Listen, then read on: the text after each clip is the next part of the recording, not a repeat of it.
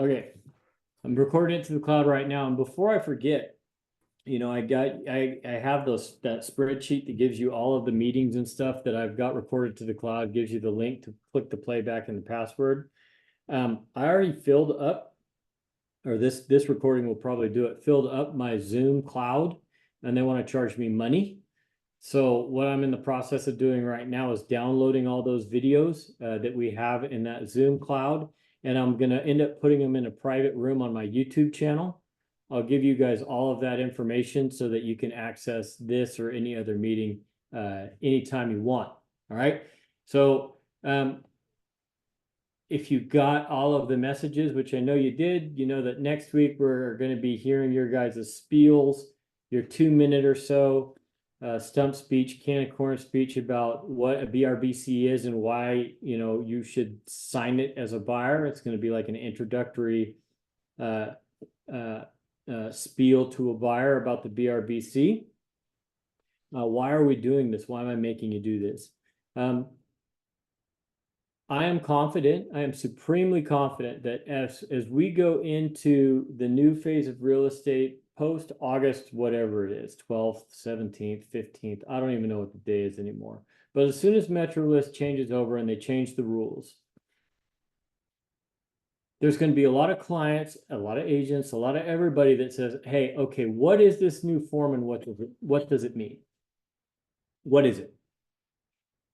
95% of the agents, when they get asked that question, are just going to stumble all over themselves and not be able to answer it. They're not going to be able to answer it one bit. And they're not going to be able to present it to a client when somebody says, hey, I want you to show me a house. You understand that after that date, you can't show someone a house without that signed form. If you do, you're in violation of the MLS rule. Okay? There's no more, hey, remember we talked about initially when all this came out, we said, hey, what we'll do to get them to sign it is we'll say, how about I show you one? And if we get along, then we can talk about signing it. We thought that was a real good strategy. That strategy is in violation of the MLS rule. You can't do that. We can't do that strategy. Before we show a house, we have to have it signed. So if you can't say it to us right here in this safe space where it's really just a bunch of tiles, if you can't say it to us, I am absolutely confident that you can't say it to somebody you barely know. Right? And I don't want that to happen to you because you never will recover from that. If you say to me, Steve, you're a buyer, you're a client, and you say, hey, I heard that you're going to ask me to sign something. What is that? And I stumble all over it and I can't articulate it and I look like an idiot. I can never recover from that with you, can I? It's over. I've lost you. So really, you get one shot to be able to clearly articulate something that may open up an entire stream of conversation, but you get one shot to kind of make that impression and have that opportunity to possibly get that client. And that's what this is, and that's why I'm making you do it. So, make sense? Everybody give me a nod if that makes sense. Okay. Let's before we start, let's all give a virtual golf clap to our first brave victim. Virtual golf clap. Karon, you ready to rock and roll? Yeah, sure. So be gentle, guys. I'm like super new. Really not had a lot of time to work on this. So I'm just gonna kind of wing it for you.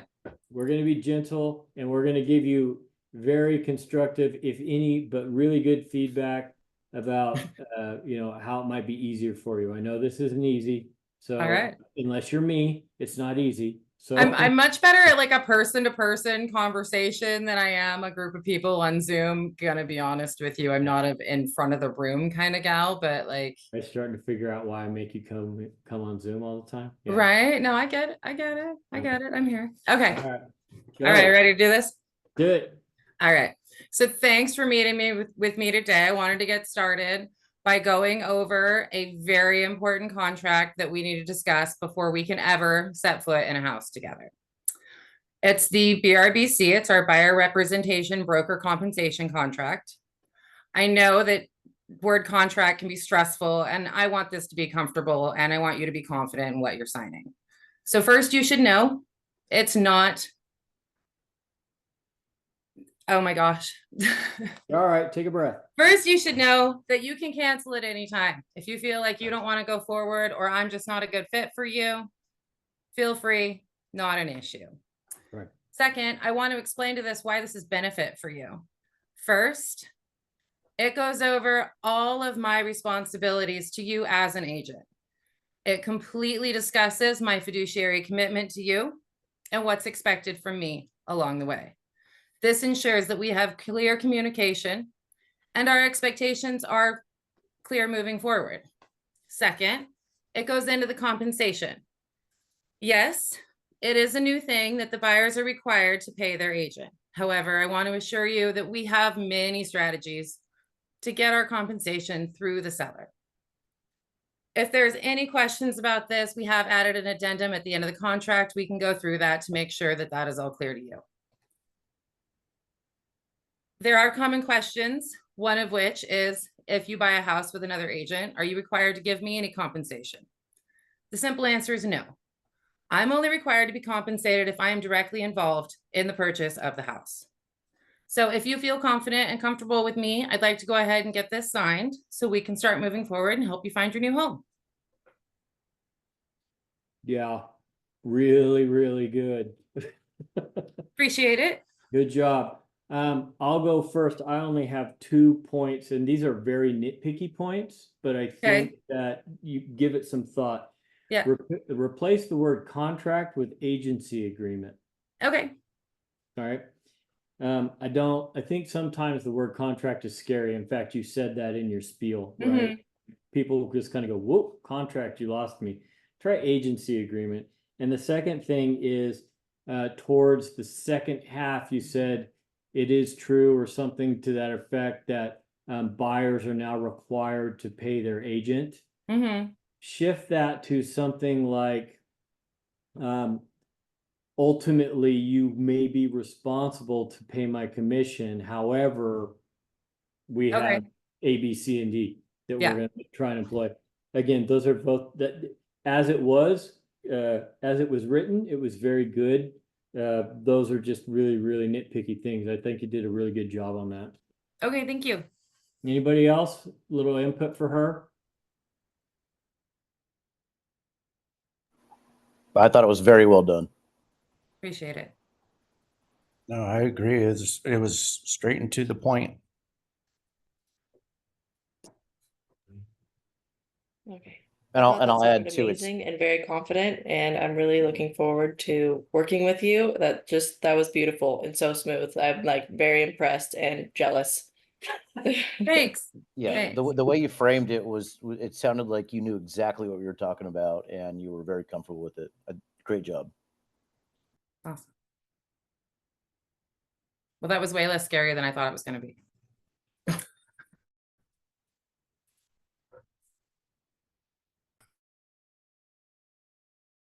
There you go. You guys got a high bar to perform to. Boy, man, nothing like starting out hot, huh? Yeah. I'm glad that I went first by myself. I just sent you guys the video by myself. I like doing it that way. Nobody's there. I'm just sending it out. All right. Karon, great job. All right. I'm going to this is one of two of the most important meetings of the year. Okay. And Karon had to do her spiel. You guys are going to do yours next week. But what we're going to talk about right now is moving forward. What happens today, as we know today, with commissions to a buyer's broker when they're sourced from the seller. Okay. The seller's going to pay the buyer's broker's commission. And those might not be the right words, but I want to be clear about what we're talking about, right? How do we ask for that? How does the seller respond to that? What does that look like in a residential purchase agreement? And I'm telling you right now, this could change again by the time that we get there. Because remember, I talked to you about a few weeks ago, or maybe almost a month ago, I said, look, there's already a form for the seller to pay the buyer's compensation or the buyer's broker's compensation, and I don't think you can counter it. Like, there's no way to counter that form, right? They changed the form. It says right on the form now in bold letters, you can counter this form. It took a week. So we're going to go with what we got right now, the best information we got right now. We're going to prep for that, and we're going to be ready to write those purchase agreements. Okay. This is how quick things are changing. Remember 5-6 weeks ago, we talked about the BRBC and how do you get somebody comfortable with signing the BRBC? And it might get to the point where you're like, okay, hey, I understand you're not comfortable with me yet. Why don't I show you a couple of houses? And then we can talk about signing it, just so we can get a feel for each other. And we all agreed that's a great idea. Like, that'll really soften the blow. You can't do that. That's in violation of the MLS rule, in violation of the real estate code. They've made it so you have to have that agreement signed before you can ever unlock a house. Okay. That changed in what, 3-4 weeks? So this thing is tweaking as we go along. Okay. Let me recap what I talked about a couple of weeks ago, and that was my approach to a seller with regard to offering commission. 2 months ago, I was still pounding on every seller. You got to pay, you got to pay, you got to pay. We got to offer it. I need to know what it is. I need to know the amount so that I can put it in an attached doc or put it in an addendum or put it wherever they'll allow me to put it somehow, some way, so that I can let people know there's money for you, agents. Come and get it. I'm starting to shift away from that. So after a couple of bad experiences, I think where I'm going now is this. We know that we're not going to be able to put it anywhere in the MLS now. We know that clearly. We can't put it in confidential remarks. We can't put it in a detached doc. We can't put it anywhere in the listing. We can't attach anything to the listing or list anywhere in the listing. We can't even use the word commission. Can't do it. Okay. If we get caught doing that, it's a violation, just like any other violation. You got to remove it, or they'll shut the listing down and fine the brokerage. So if that's the case, what I want you to do as a seller is this. I want you to decide, and let's discuss how much you might be willing to pay, given the house sells for the list price that we're asking for. Let's say it's 2%, for just to use round numbers. I want you to keep that 2% in your pocket. I want you to know that you're willing to do that. I want us to agree that you're willing to do that, because we know that there's going to be a request for compensation that comes with any residential purchase agreement, and we'll address it at that time. Okay? Because this is what's going to show up with the RPAs. Let me do a screen share and take you through this form. I think it's going to make a lot more sense. Here it is. This is the one. Oh boy, the faces are right over the top of the words. Let me see if I can change the faces. Hang on, guys. Got to change the faces. There we go. Okay, that's better. It's the form SPBB, seller payment to buyer's broker. Okay. There is a box on page 2 or so of the RPA that says seller agrees to pay buyer's broker on a separate form, and you have to check that box. Sorry, I don't have that RPA up in front of me, but trust me, it's there. When you check that box, I believe in your car forms, this form is going to auto-generate and go into your transaction. Okay? But look at the verbiage on this thing. So same stuff you're used to at the top of every car form, but it says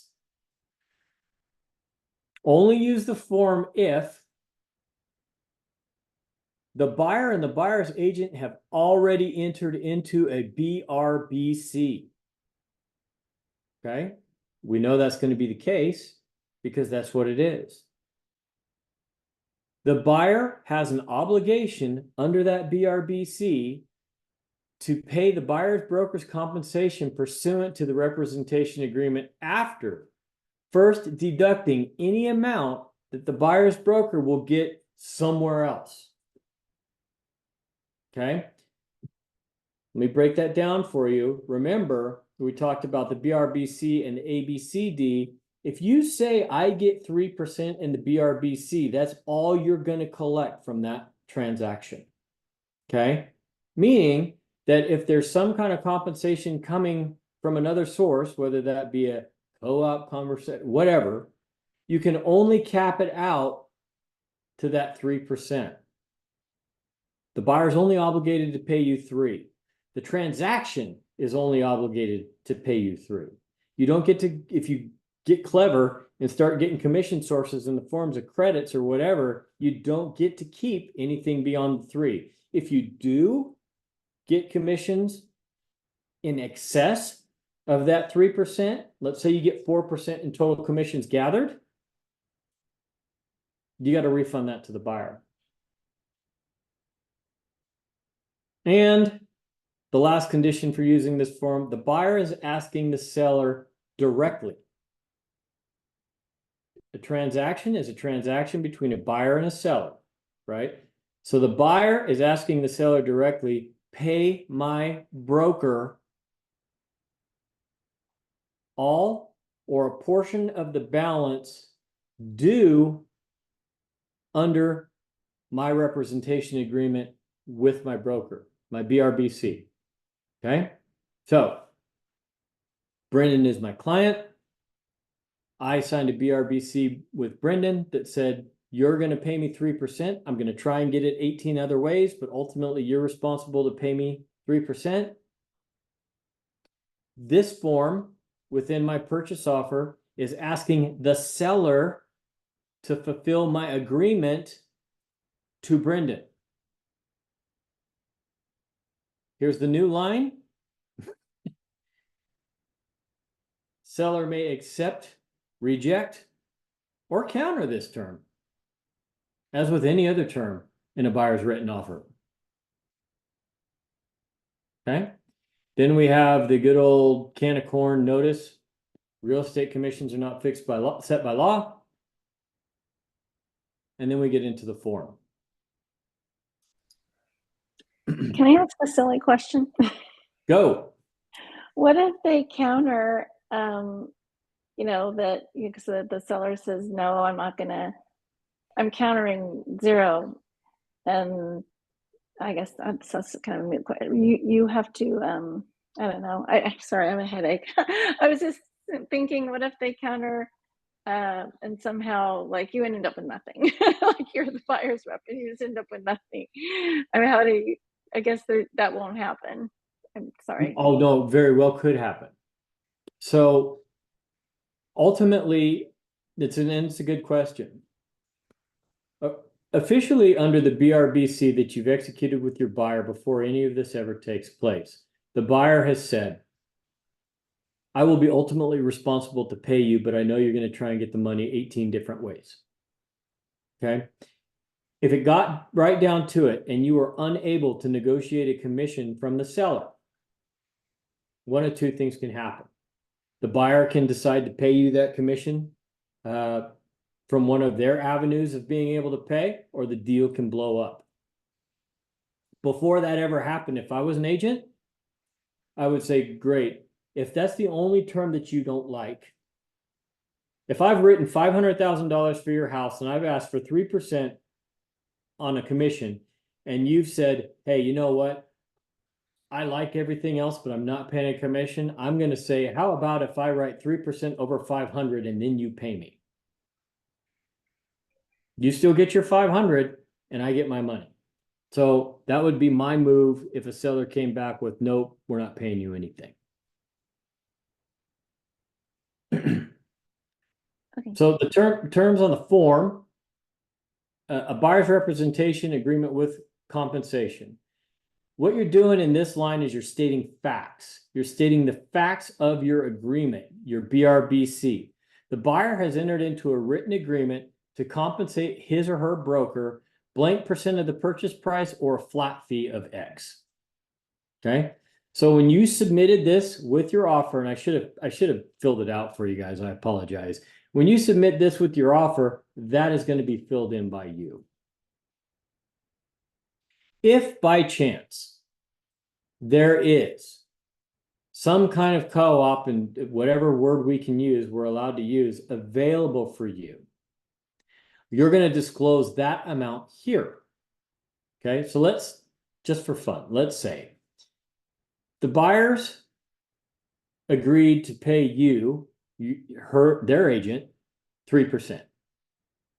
Okay. On this particular house, the seller's broker has agreed in advance to pay 1%.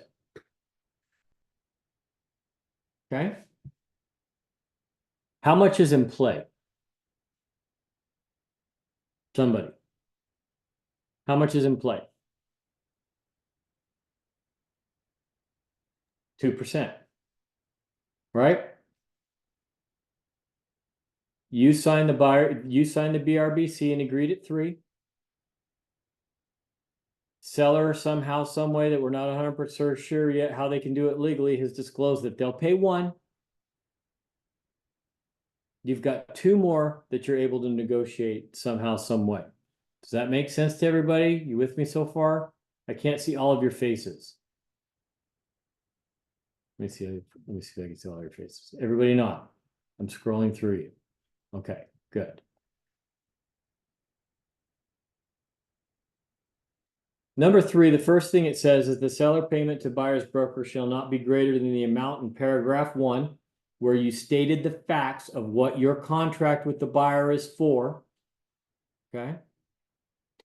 Minus the amount in paragraph 2, where you found the available compensation from the seller.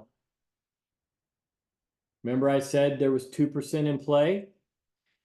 Here's where you would say seller agrees to pay buyer's broker 2% of the purchase price to make up the difference. Right? Follow me? Our agreement is for 3%. You already said you'd pay 1%. I want another 2% so that line 2 and line 3 add up to the amount in line 1. Okay? Essentially, that's the request. That's where you're making your request for the new version of cooperative compensation. I guess what we're going to call it now is seller paid compensation. You're making your request right here. Okay? If there's nothing published in the MLS, which there won't be very, very soon, I can see box or line 2 never being completed. Rather, what I think is going to happen most often is we're going to be disclosing what we've quoted our buyer here, and we're going to be requesting what we want the seller to pay here. Okay? The buyer, when you sign this form, the buyer authorizes escrow to deliver to the seller rather a copy of the portion that describes your compensation from the BRBC to the seller so that they can double check what you've stated here. Okay. This one gets a little bit confusing, but essentially what it says is that you've got to clarify in the case of dual agency that this number and this number are separate numbers. They're not to be combined. Okay? If you run into a situation where you're the listing agent and you want to write it for a client, you want to be a dual agent, and you want to catch commissions from both sides, do not write that offer until you call me. Don't do it. Because if you do it wrong, your commission on the buy side could be capped by the commission that you agreed to inside the listing agreement as the seller's agent. without very clear verbiage. Okay? You Can know, I- go oh. ahead. I'm sorry. So what if you, just to double clarify, you do an addendum and say, this is what I'm asking? Would that be a problem, or was it just be conflicting with this document? That's a great question that I don't know the answer to. I will say this. I would absolutely default to using the car provided form, especially in this climate. What you're saying kind of reminds me when people write me a counteroffer on an addendum rather than a counter. And I want to throw it in the trash because I want to know that the terms that I'm agreeing to or the process that I'm agreeing to has been chewed on by car lawyers several hundred times. So I think that if you were going to write an addendum, it would be in addition to this form, not as a substitute. You could use Oh, no. Yeah, as an like- as an addition, not a substitute. yeah, like I want to include a narrative along with this that Mhm. describes what I'm talking about As a clarification. as a clarification. I don't think you need to do that, but if that makes you comfortable, then I don't think it's illegal. They might not sign it. But you know, it might help people understand. Hopefully they will understand. You can even put in there that it doesn't need to be signed, but it's just a clarification. So, Mhm. but they should probably initial it or something. So this is how you're going to request when you rep a buyer, this is how you're going to request your seller paid commission moving forward. Before I drop down this form and go back to the live screen, does anybody have questions on the form while I have it up? If you do, just pipe in and say something and let me find the spot to describe it to you. Is anybody completely friggin' lost?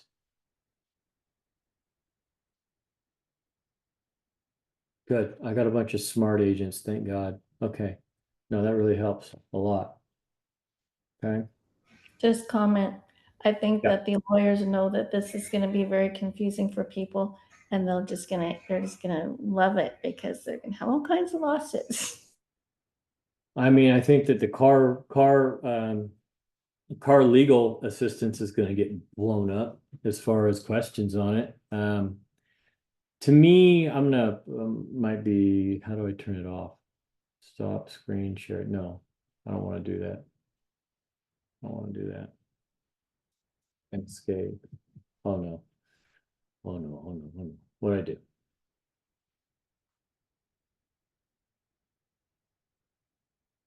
Okay. Hold on while I figure out how to stop sharing my screen now. There it is. Okay. To me, I'll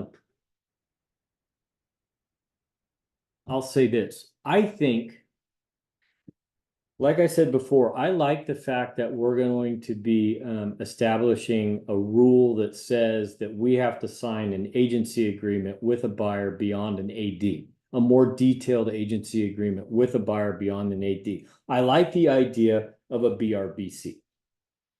Okay. I like it because if you're any sort of agent, you don't have an issue kind of describing that to a client anyways.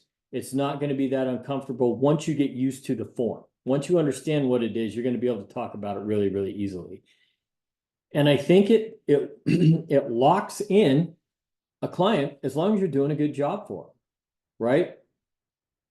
No more of this, you know, well, my agent decided to actually have one day to their life and go to, you know, have a picnic with their spouse or whatever. And so I'm just going to grab the first Zillow agent I got to go show me a house and write an offer. Never mind the fact that this guy or gal's been working for me for 4 months. You know, how many times has that happened to you? So I think it locks them in and it puts both sides on the hook to kind of be a little bit more committed together, kind of like a seller and a listing agent. I like that. I like the fact that we have a very clear avenue in the new SBPP or SPBB, whatever it is, to be able to make a request to a seller for compensation, and it's very, very clear. The only unknown at this point is the ability of most listing agents to explain to their seller why they should pay. Right?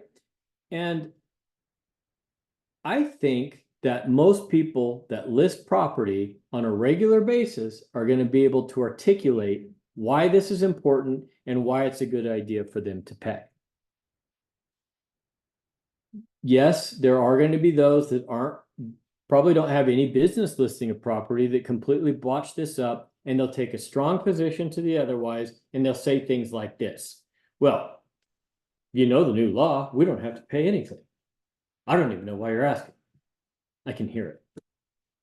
Right? I can absolutely hear it. That tells you right away that, hey, you know what? You don't have any idea what you're doing. And I'm going to now explain to you very gently and very professionally how the new law doesn't say that. Okay? And how most people, most buyers are going to come to the table on a transaction with an offer, having already spent everything that they have to buy the house. They're not in position to pay me $12,000, okay, or $15,000, or whatever it is. That's a cost that traditionally the seller has borne for a reason, and why they will continue to do so in the future. We're just doing it with different words, okay? It's not that scary. Overall, this is probably, with this form and with this approach and with these rules, probably the most intelligent thing in my mind that's happened since the lawsuits began. All right? We've gone from, well, this is crazy and don't worry, we'll do it another way. And oh, let's go start our own website, MLS, where we talk about how much commissions are and everything else. It's gone from all this weird cowboy shit to, look, this is the path. This is how it works. Okay? There's a clear path of how to get there. There's clear language of what's going to happen. Everybody's disclosing everything. And it's all out in the open. Let's negotiate it and talk about it. And at the end of the day, there's no seller on this planet that is going to say, well, yeah, I know I want 500 for the house, but you know, I don't want to pay a commission, but if you make up the commission and sales price, so I still net 500, I'm just not going to do it because I don't want to on principle. It's just not going to happen. That's not going to happen. And that's where the negotiating comes in. I'll also say this. If you're going to rep a buyer, and it is a busy, scary, multi-offer climate that you're going to rep a buyer on. I can think of Jessica's client right now. Every single house that they write on, there's 7 friggin' offers. It goes $50,000 over list price, you know, et cetera, et cetera. If you're going to do that, and you're going to enter into that arena, you're going to enter into that climate, you might think about leaning out the buyer side commission so that you can make room for the overprice to pay you, make it all work. I know you don't want to hear that, but those houses, you guys all know which houses I'm talking about because you've all written them and you've all listed them. Those houses, this could get a little tricky. There's going to be some nuance to this that is going to require some thought, and it's going to require your expertise, and it's going to require your coaching to your clients to talk them through this about how this is all going to work, how this is all going to look. And you're going to have the same kind of expertise and nuance when you talk to the listing agent or present your offer. Okay? That's where it's going to get complicated. The ranges that don't have that kind of activity and that level of competitiveness, I think this is very, very clear cut. It's going to be a submittal. There's going to be a negotiation. Part of the negotiation could be around commissions. You're going to shift that conversation to sales price so that the commissions can be allowed. Everybody's going to be happy. We all know it's going to appraise. Okay? We all know it's going to appraise. We all know that if you have to shift sales price up to get commissions in there, it's still going to appraise. When's the last time anybody had something that didn't appraise? It's been years.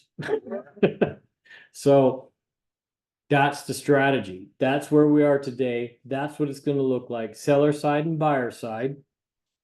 That's the form that's going to be with 95% of purchase offers that are written. That form's going to be included because the agent's got to get paid. And that's the form that you're going to use. So the moral of the story, BRBC before you ever show a house.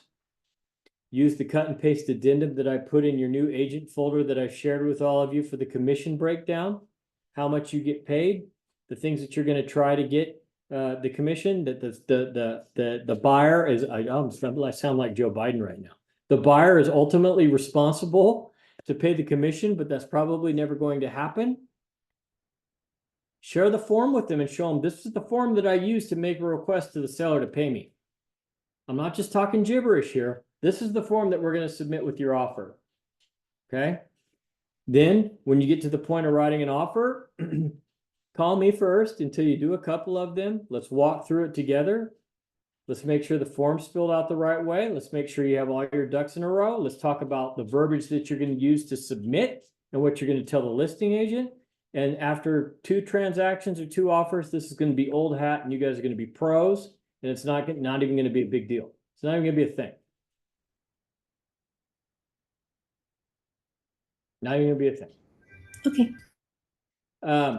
You guys getting all the emails about all of the classes you can attend now, and all of the think tanks that you can join now and everything else, so that you can find out about what we've all been talking about now for over a year. Isn't that great? You're sick and tired of hearing me talk about this. You're like, can we please have another subject? 80% of your competitors don't even know what I'm talking about. They don't even know. They have no clue. They're 3, 4, the 11th, 4 weeks away from having to do all of this and know all of these forms and know what to do cold. And they've never even had a conversation about it. You need to go out. You need to get posting. You need to get advertising. You need to knock on doors. You need to beat the street. You need to start talking about this with the words that I'm giving you and the confidence that I'm giving you. And you need to take market share from these idiots. You have a window. I swear, you have a window right now that when everybody's going, duh, you can go out and fill your client book 5, 6 transactions just like that. Just, oh boy. Just by knowing what you're talking about. Okay? They don't know. Questions, hit me. Let's go. Talk. I want to hear what you have to say. All right, so question for you. Yeah. On the BRBC, Yes. when you put in your percentage, you don't Yes. want, I mean, I guess you don't want to lowball it. No. Because then if you do that and whatever the seller would have paid goes back to the buyer, correct? That's correct. Yeah. Good Okay. point. Yeah. So, I You mean, also don't want to, let me jump on that real quick. You also don't want to lowball it, Steve, because let's say you decide to lowball it and you said, well, you guys are going to love the Facebook post I'm going to make tomorrow. You know, I got a friend that'll do it cheaper. Great. Okay. So let's say, Steve, you decide to lowball it at 1.5 because they've got some friend that's going to do it for 1.5, and you go to ink at 1.5. When you write that offer and you submit that request for seller compensation, it cannot exceed 1.5.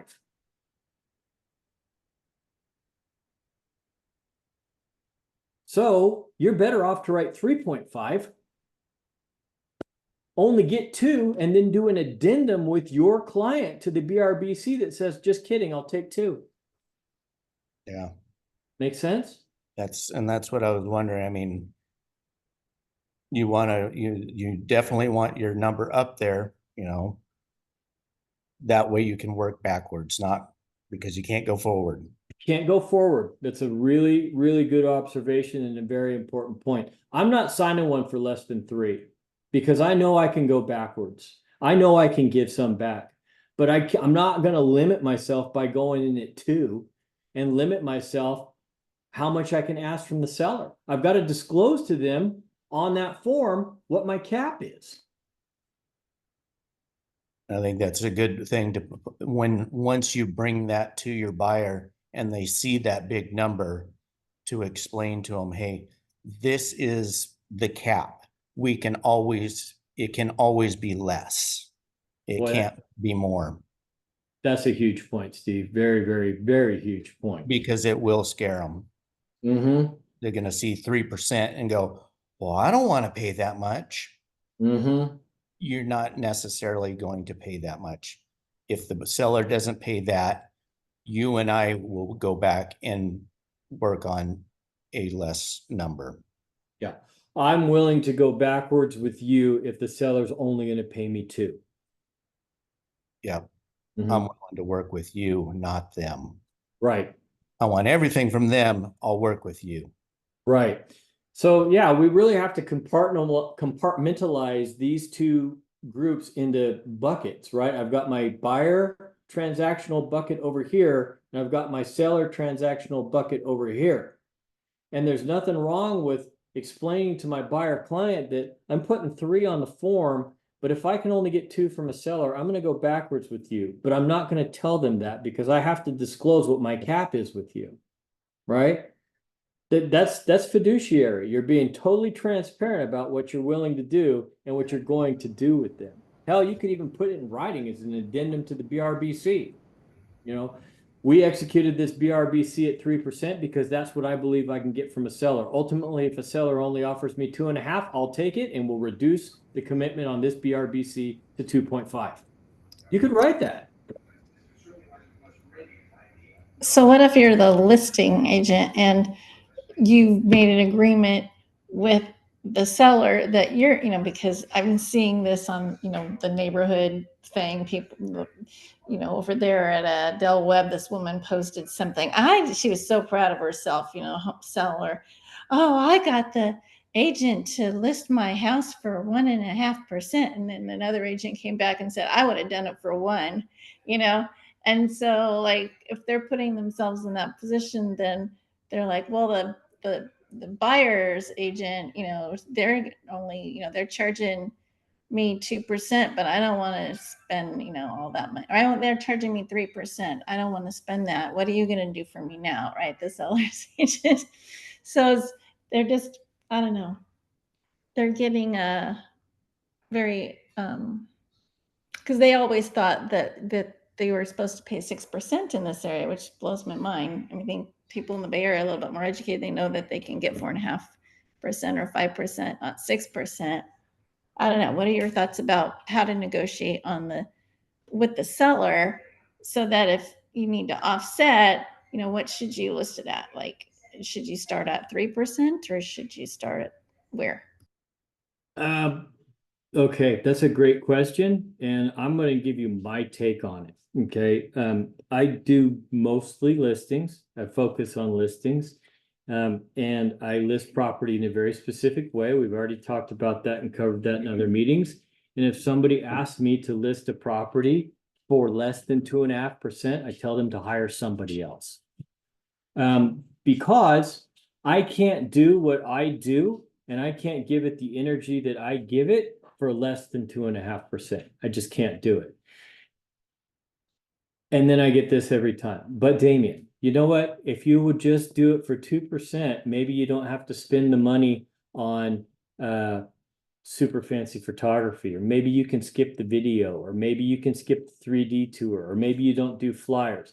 Let me tell you why that is real estate suicide. Now, conservatively speaking, with NextHome's listing distribution system and social media, when you put a listing on MLS, Brendan, how many people do you think see it? On MLS? No, all told. With the NextHome distribution system on the MLS, with Zillow, with Realtor.com, with all the engines, with social media. How many people do you think see your listing? I mean, who knows? It could be nationwide at that point. NextHome's distribution is nationwide. Yeah, I mean, it gets syndicated. So I mean, there's going to be goes up to like 700 websites. I mean, there's no telling how many people you're going to reach with that. Would you can't do much better than that. Would you say it's no brainer 10,000? Yes, yeah, I think Would you say it's quite possibly 20,000, 25,000? Sure, yeah. Okay. I would say depending on the price range you're in, I think definitely 20,000 is possible. Okay. Obviously, once you get up there towards like $1 million home, your buyer pool's a little bit less. You might have less eyes on it, type of thing, right? Yeah. All right. Brendan, do you think that it's a good idea to tell 20,000 people that the way you list property is with no video and you take pictures with your iPhone? No, I won't do it. And honestly, too, I'm in my market where I'm at, I'm seeing houses sit that have gone with the cut rate agent for 1% and the iPhone photos. And I'm telling them, like, this is why your house isn't selling. You're not giving it the all that you should. You know, it's not professionally done. Thanks for playing, Brendan. Okay, so Julie, to jump back into your question, those people that will go out and list for 1%, 1.5%, and then tell the world about it, we can't give them much credence anyways. So my listing is 2.5%. But with that said, to answer the second half of your question, that's my money. I'm not giving any of it away. Not one single penny. I'm not giving it away to a buyer's agent. I'm not doing any of that. Rather, what I'm going to do is I'm going to put the seller in a position to negotiate the request, whatever request they bring, with their offer. So let's just play completely round numbers. Okay, completely round numbers. And like I said earlier, if it's a house that gets 75 offers on the opening weekend and it goes $150,000 over list price, all bets are off. But generally speaking, Dawn, it's your turn. Dawn, you're my seller. Okay, we've been on the market for 7 days. Okay, I bring you an offer for $650,000 and the buyer's agent wants 2.5%. You're already paying me 2.5%. The buyer's agent wants 2.5%. And you tell me what? You tell me no. Tell me no, Dawn. Do it. No. Okay. All right, Dawn, I completely understand that you don't want to pay that commission. That you're not quote unquote bound to because CNN told you so. But let's slow down a minute. Let's take a breath and let's think about this. Shall I tell them no, go away? Dawn? No, Shall I just don't tell want them to pay no, go you. away? No, I just don't want to pay you. Okay, you don't want to pay me. Well, I'm sorry to hear that, Don. I've worked my ass off for you, and contractually, you need to pay me. So, can we talk about the offer on the table instead? Shall I tell them to piss off? No. Okay, great. Well, we know that the net's not where you want it. That's what you're really upset about. It's $650,000 and a 2.5% commission. And the net's not where you really want it. You want to put more money in your pocket. Is that right, Don? You're worried about putting more money in your pocket? Is that what you need from me? Okay, great. How much money do you need to pay that agent 2%? How much money in sales price do you need? You tell me how much money in sales price you need to pay 2%. I'll go get that for you and everybody's happy. Yes? Yes. Good. Julie, does that answer the question? Yes. Good. Anybody else? Let's go. I feel good. I got my shoulder put back in socket, Brent. I'm rocking. Yeah, I feel good. Now, is your buyer going to have a problem that you're offering more to buy the house than what you were originally going in at? Well, possibly. But again, let me switch sides. Let me change hats. So the listing agent comes back and says, look, you know, we really want to pay your commission. We understand that you want to get paid that way. My seller is net minded. My seller has said that in order to pay your commission and offer that 2%, we're going to need $655. Okay. Comes right back to the buyer's agent. The buyer, it's now on the buyer's agent to explain that to their client. Are they going to get upset? Possibly. But what I would say at that point is, well, I understand that you're upset. Would you rather pay $650,000 and then look at financing my commission instead? Or would you rather have a little bit more purchase price, which is going to equate on a 30-year mortgage to about $50 a month, and have my commission paid by the seller. I'll do whatever you want. You just need to tell me what that is. Yeah, we do this in loans anyway. Like if we need to give a buyer credit back, you know, they'll increase the sales price so that, you know, you can give the credit back to the buyer for closing costs. So Yep. essentially it's the same thing, and the Yep. house prices. So, and then Yeah. the neighborhood loves you because because it now looks like they got more for the house. Yep. And it makes for good listing advertisements because you sold it for 670 instead of 650 and nobody really knows. Here's the other great thing about it. If you give a credit, you have to list that in concessions on the MLS, right? A seller paid commission on a separate form is not a concession.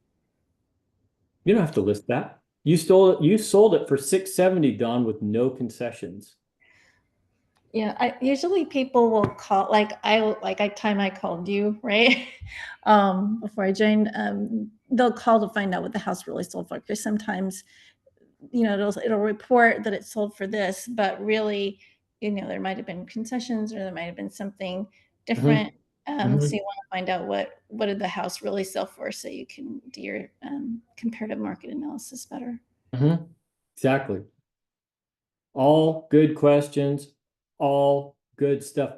The key to any of it, buyer side, seller side, is confidence and being able to deliver options. Okay. If you can deliver options and you can do it in a confident way, everything's going to be just fine. Okay. Your clients on either side of the transaction will understand and they'll feel like they got a good deal. If you're stumbling, if you're doing any of that, if you're not able to deliver it with authority and confidence, it's not going to go well. It's not going to go well at all. Okay.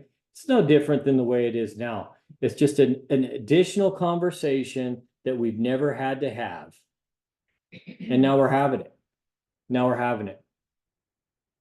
Okay. But I'll say it again, and then I'll let you guys go unless you have any other questions.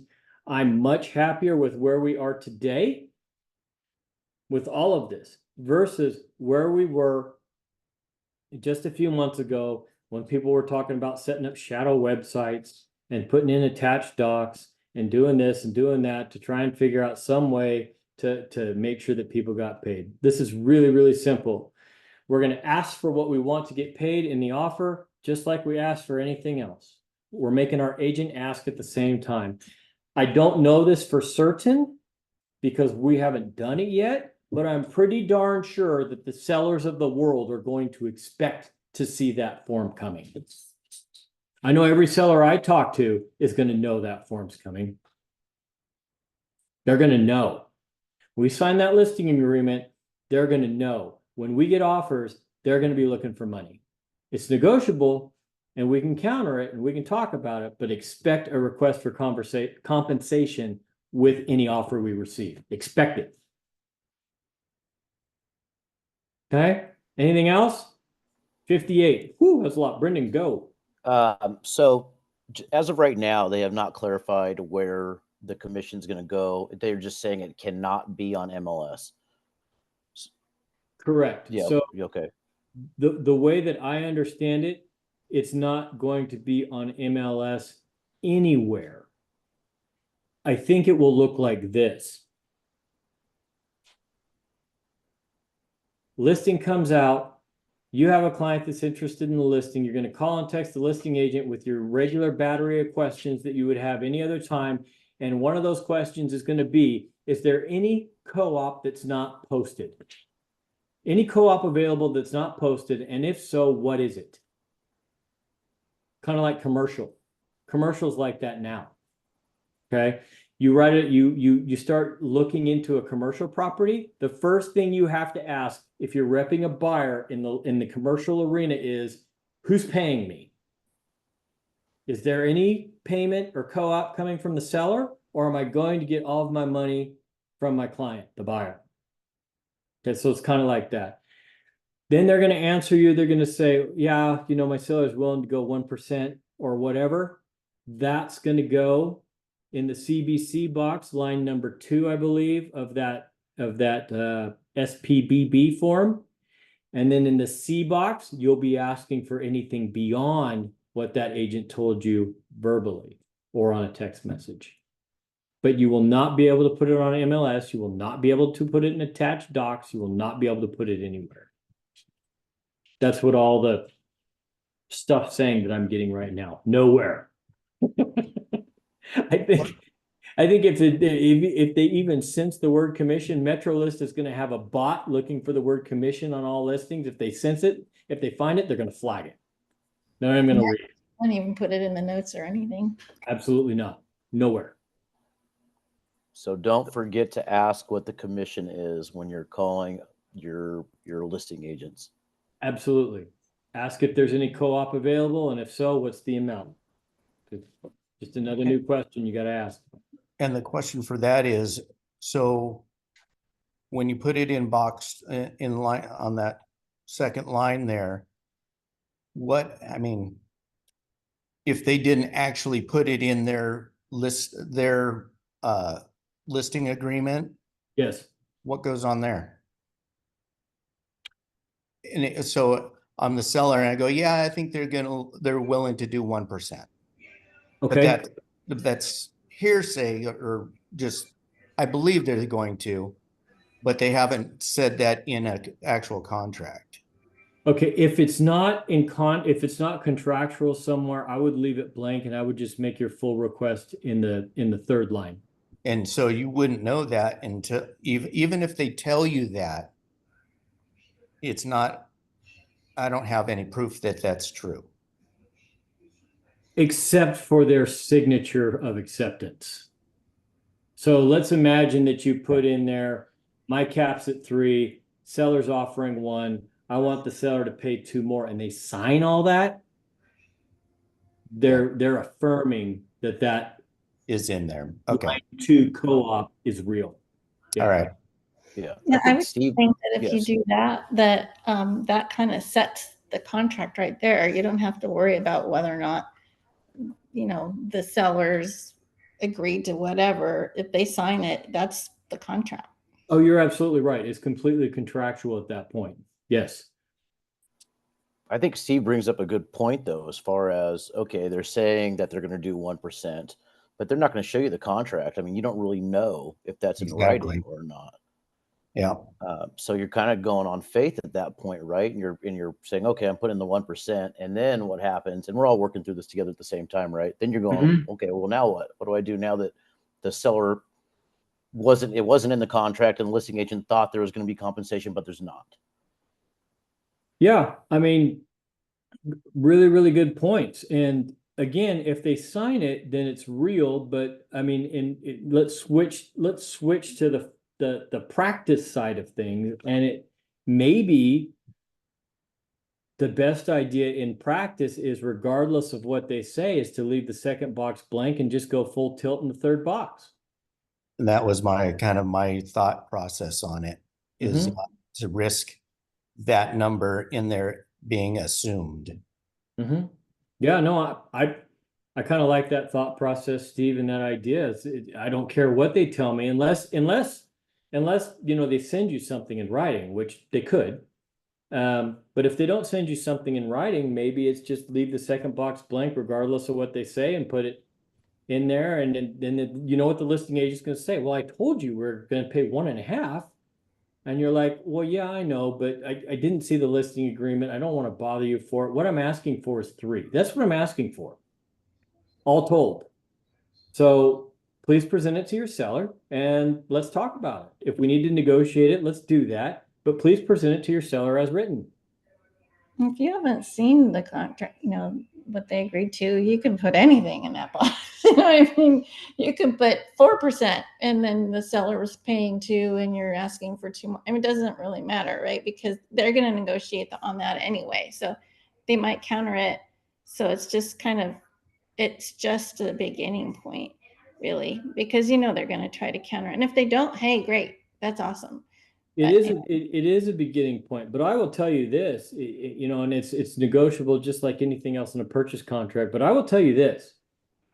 If it's my seller and my seller says, oh, you know what, this is bullshit. I don't want to pay 2.5%. I want to counter that right now. I'm going to say, please don't do that. Let's work on price. Okay. Let's keep the buyer's agent and their emotional swing in check. Let's let them know that they're going to get paid. Now let's work on price so that you feel okay with the overall net and we can sell this house.